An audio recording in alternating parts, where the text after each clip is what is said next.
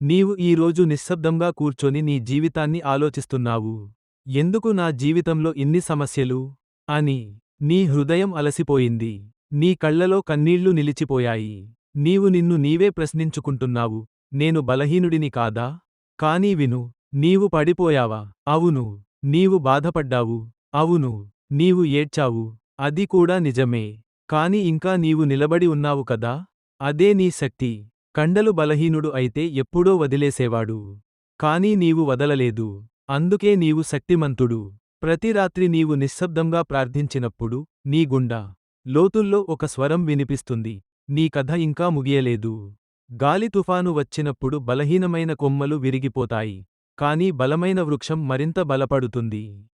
అలాగే నీ సమస్యలు నిన్ను విరగగొట్టడానికి రాలేదు, నిన్ను బలంగా చేయడానికి వచ్చాయి. ఈరోజు నీ మనసుకు నీవు ఈరోజు నీ పరిస్థితులను చూసి, నేను బలహీనుడిని అనుకుంటున్నావేమో. కానీ నిజం ఏమిటంటే, నీ లోపల ఉన్న శక్తి నీకు ఇంకా పూర్తిగా తెలియలేదు.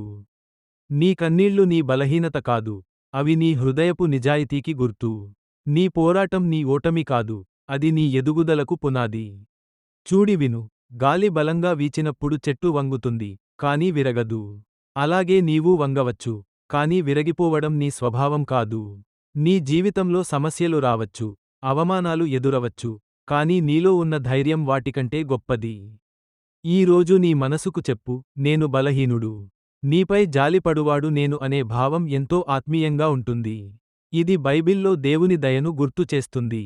ఉదాహరణకు, యెషయా గ్రంథము 54:10లో దేవుడు ఇలా అంటాడు, పర్వతాలు తొలగిపోయినా, కొండలు కదిలినా, నా కరుణ నీమీద నుండి తొలగదు. అలాగే కీర్తనల గ్రంథము 103:13 లో ఉంది, తండ్రి తన పిల్లల మీద కనికరించునట్లు, యెహోవా తనను భయపడువారి మీద కనికరించును. ఈ మాట మనకు చెబుతోంది, నీవు ఒంటరిగా లేవు. నీ బాధను చూసేవాడు ఉన్నాడు. నీ కన్నీళ్లను గమనించేవాడు ఉన్నాడు. నీపై జాలిపడువాడు దేవుడే. అతని ప్రేమ శాశ్వతం. పసుపు పచ్చ రంగు హృదయం. నా ప్రియమైనవాడా, నీ హృదయం అలసిపోయిందా? నీ జీవితంలో సమస్యలు భారంగా అనిపిస్తున్నాయా? ఇవాళ నేను నీతో చెబుతున్నాను, నీ బరము నా మీద మోపు. నీ కన్నీళ్లు నేను చూస్తున్నాను. నీ నిశ్శబ్ద ప్రార్థనలను నేను వింటున్నాను. నీ బాధను నేను మోస్తాను. నువ్వు ఒంటరివి కావు. నేను నీకు తోడుగా ఉన్నాను. నీ భారాన్ని నా చేతుల్లో పెట్టు.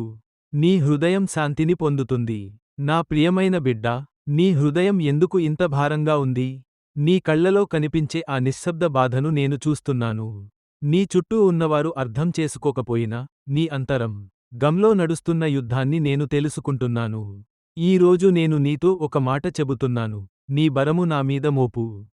నీ అప్పుల బాధలు, నీ కుటుంబ సమస్యలు, నీ ఆరోగ్య కష్టాలు, నీ మనసులో దాచుకున్న భయాలు, ఇవన్నీ నిన్ను లోపల నుంచి అలసిపోయేలా చేశాయి.